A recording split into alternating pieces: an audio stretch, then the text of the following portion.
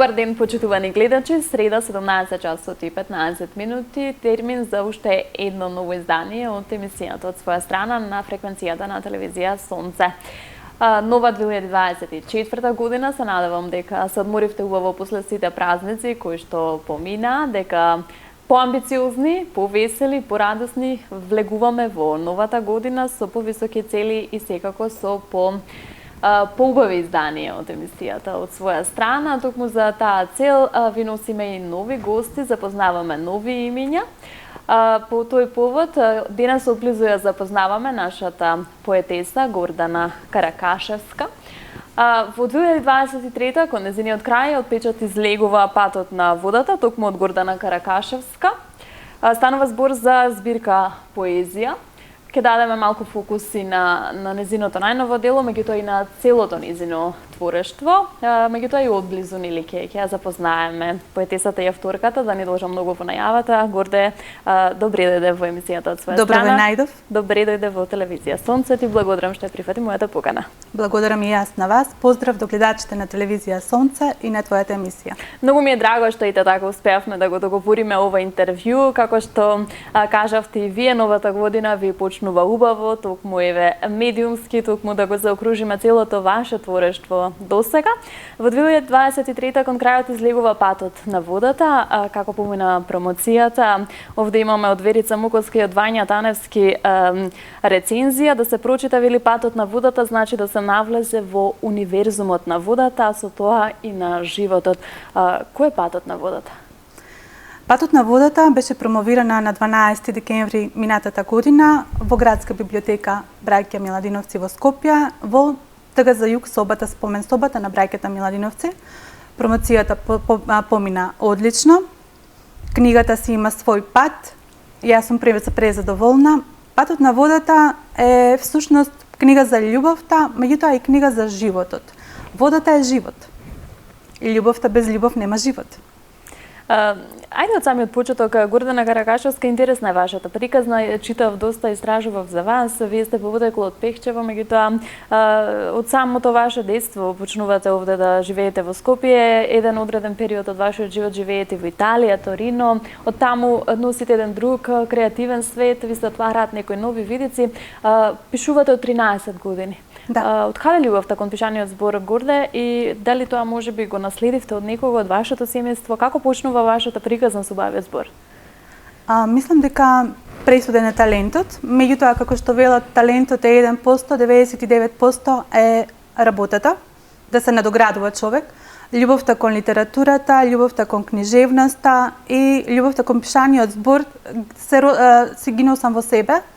Се сеќавам дека растев со класици, со Перлбак, со Есенин, Пушкин, Хемингвеј, ги замислував и не знам, тоа е посилно од мене. Јас мислам дека пишувам за да можам да живеам. Не живеам за да пишувам, него обратно, пишувам за да така живеам.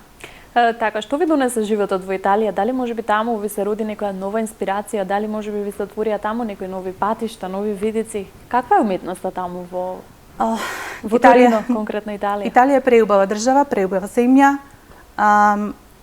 Го научив јазикот таму, италијанскиот јазик. Меѓутоа таму додека бев, не пишував. Отидов со цел да сликам. Значи, јас сум сликар и сакав да го научам италијанскиот јазик, да ја видам Италија, значи Италија за еден креативен човек дава многу можности. Живее во градот Торино. Градот Торино е град на културата. Има многу библиотеки кои се отворени за јавноста. Мислев дека цел живот ќе останам таму, меѓутоа еве животот ме врати повторно во Македонија. Животот ве враќа во Македонија, ве враќа во Скопје, за денес да сте библиотекар во градската библиотека овде во Скопје, браќа Миладиновци. Што конкретно е вашата работа? Што конкретно е вашата професија? Јас работам на пултот за белетристика за возрастни во градска библиотека браќа Миладиновци. Тоа е преубава професија. Значи имаме директен контакт со читателите. Не знам, мислам дека е тоа најубавото место на светот. Така, навистина ли е она што го велат дека кога се сакаш работата немаш ниту еден работен ден? Дали се чувствувате таму најсвоја меѓу сите тие книги, сите тие читатели? Да. И дали се чита во Македонија? Еве, се чита, да. Се чита многу. Се чита. Библиотеката од минатата година, нели, почнавме со кампањата Читаме домашни македонски автори и успешна е таа кампања, таа приказна, еве веќе втора година, инаку се чита, да. Кога веќе сме кај издаваштвото, кај се она кое што вие го имате издадено, ајде да почнеме од самиот почеток, што најпрво се осмелувате да објавите и еве ајде од каде потребата да го ставите на листот хартија сето она кое што го чувствувате, сакавте да ве читаат или едноставно сакавте сите тие зборови да ги испразните од себе, па ако се чита, нека се чита. Како одеше кај вас таа приказна? Па јас никогаш немав потреба сето тоа што го пишувам или книгите што ги имам напишано да бидат објавени. Не чувствував таква потреба, меѓутоа со ковид пандемијата, кога имавме веќе повеќе време да бидеме дома, нели оние карантински периоди, имав повеќе време за да го исчитам сето она што сум го напишала и да се појави желба да бидат објавени во книга. Така, често сме скептици, пишувате претежно поезија, често сме скептици, оние лаиците кои не пишуваат дека поезијата тешко се разбира, па дали ќе ме разберат, па дали ќе се читаат моите дела. Каков е вашиот став по тоа прашање? Се чита ли денес поезија? Се чита ли денес поезија во Македонија? Поезијата е чувства, емоции. Кога пишувам, например, кога пишувам проза, веќе тоа е фикција. Може да има автофикција или да има биографски записи, меѓутоа седнуваме и пишуваме нешто нели со намера, дали е расказ, дали е новела, дали е роман. Меѓутоа кога јас конкретно кога пишувам поезија, тоа е веќе момент, тоа е веќе инспирација. Каде се чувствувате по своја? Вие и сликате. Имате, доживувате повеќе ваши самостојни изложби, малку подоцна ќе проговориме и за тоа.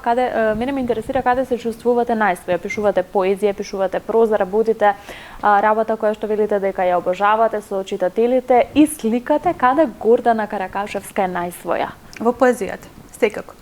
Затоа што кога пишувам проза, тоа е веќе наменски. Дали е конкурс или некоја започната идеја, некој текст што сум го почнала пред 20-30 години, па ќе го најдам, па имам време да му се посветам. Затоа што прозата пред се бара континуитет. Значи постојано, нели, да не се изгуби од идејата и од целта. Меѓутоа, за поезијата не треба таков континуитет. И не знаете кога ќе добиете инспирација. Се чувствувате ли дека вие разбираат поезијата? За кого е наменета вашата поезија? Мојата поезија е, како да кажам, исповедна поезија. Меѓутоа има елементи на импресија. Значи, јас така би ја карактеризирала мојата поезија, како исповедна поезија со елементи на импресија. Ги споминавте тие конкурси, фестивали, меѓународни, државни. Претпоставувам дека земате учество во вашата библиографија, видов и доста награди. Какво искуството ваше со сите тие фестивали и конкурси?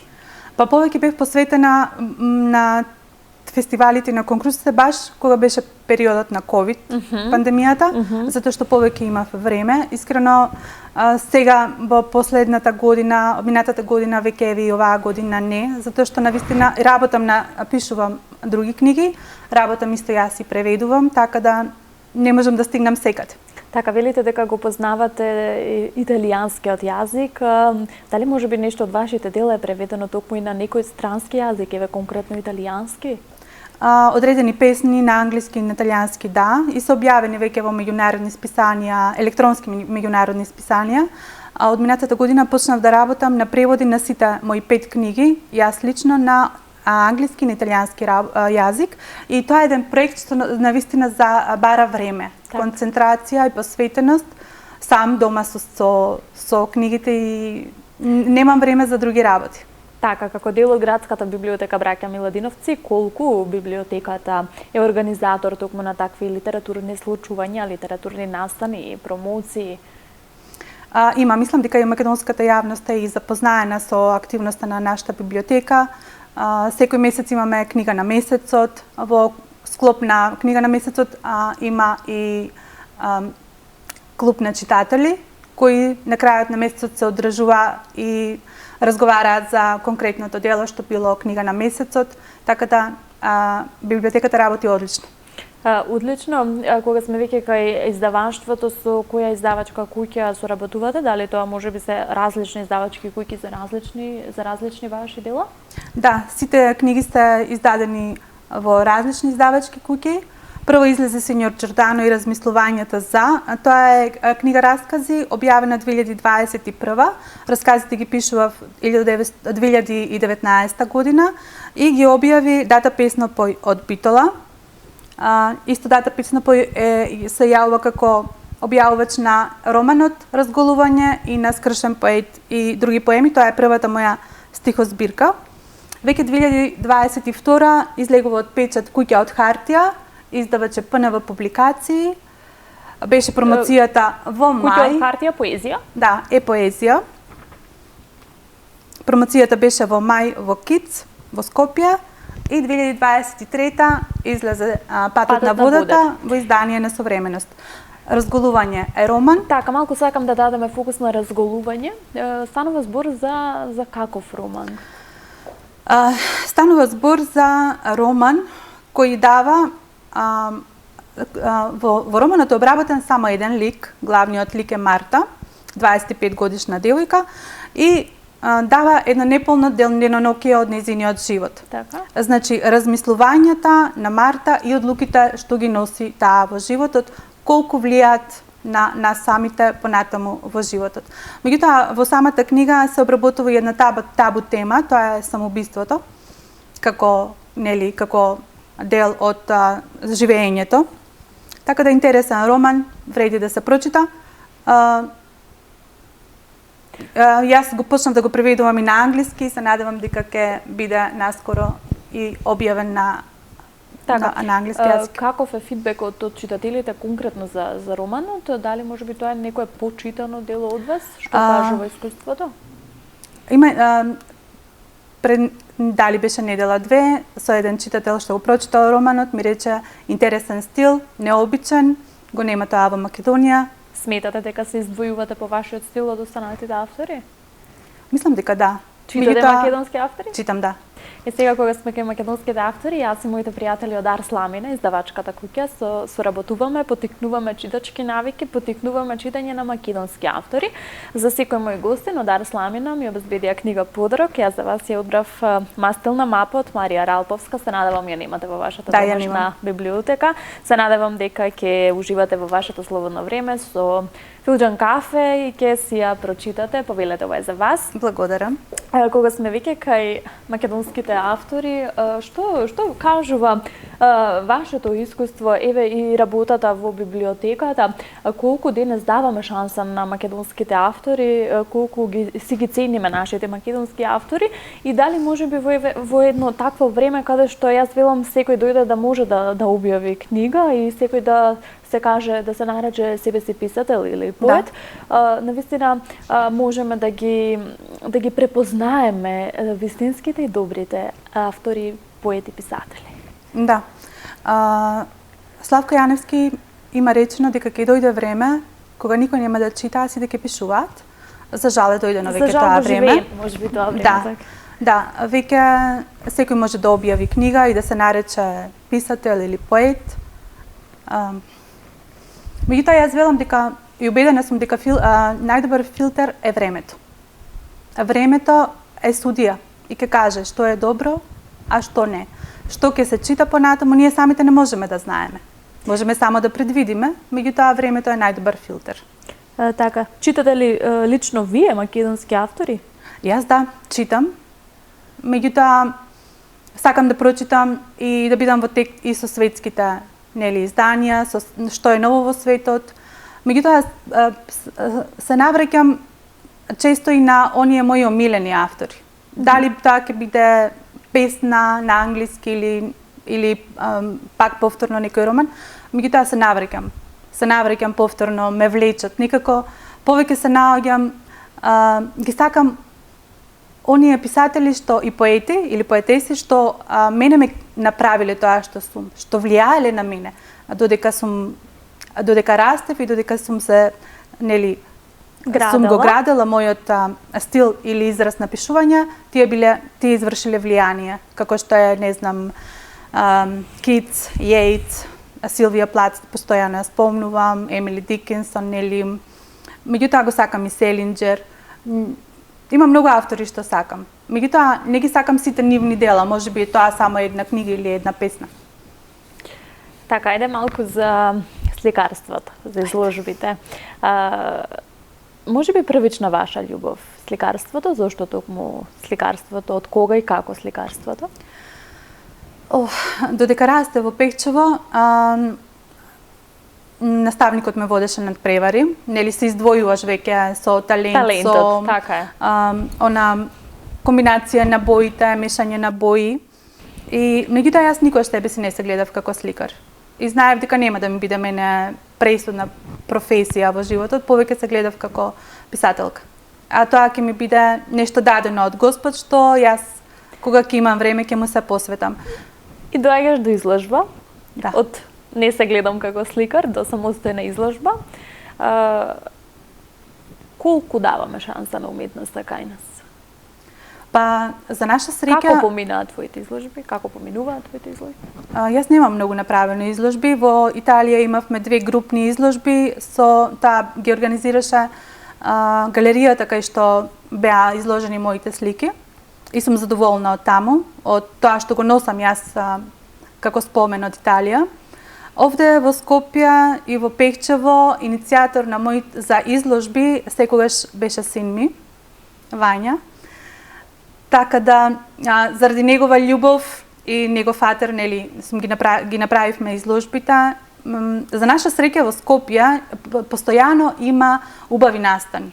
Се случуваат културни збиднувања, имаме можност да ги посетиме кој колку има време и волја. И тоа е една предност, да се живее во главниот град. Тоа и ќе ве прашав, колку кај нас главниот град ни овозможува такви културни случувања? Има. За наша среќа има. Како човек кој што навистина е во тие кругови. Да. Постојано има нешто ново, постојано има изложби на фотографии, дали самостојни, дали помогнати од музеите или од министерства. Значи, постојано има и тоа е добро. Што за разлика од помалите градови не можеме да се пофалиме, за жал, со тоа.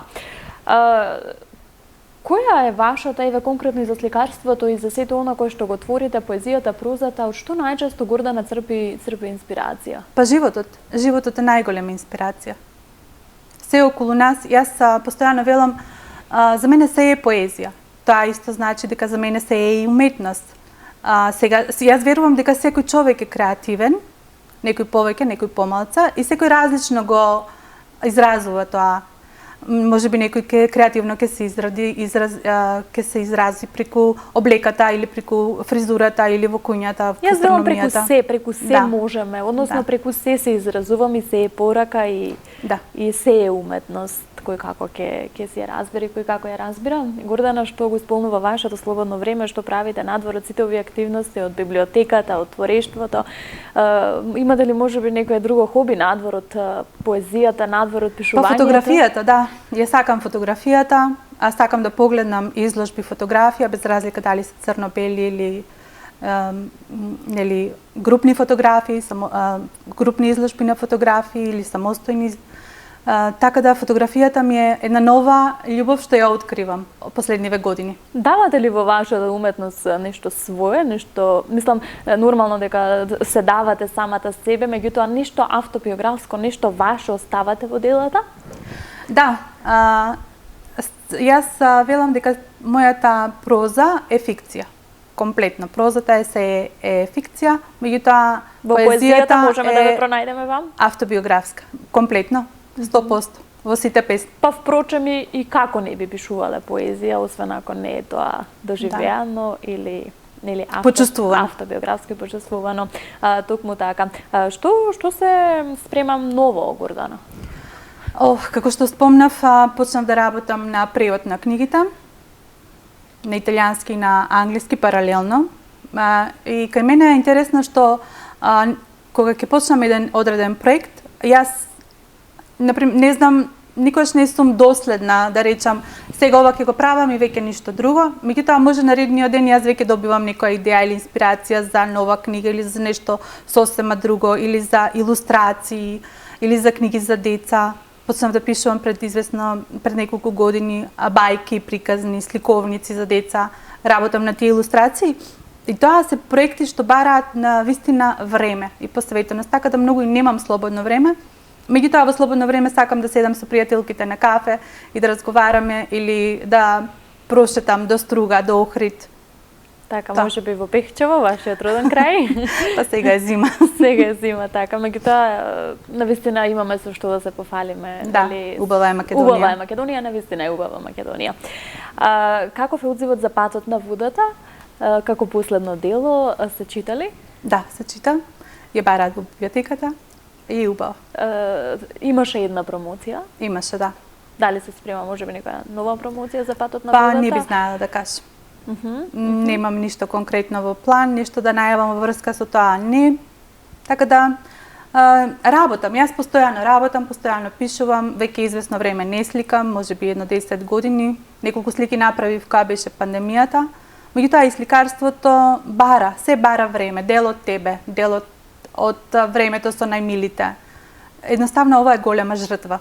Токму така, тоа ќе беше моето следно прашање. На крајот од денот се исплати ли во Македонија да објавиш твое дело?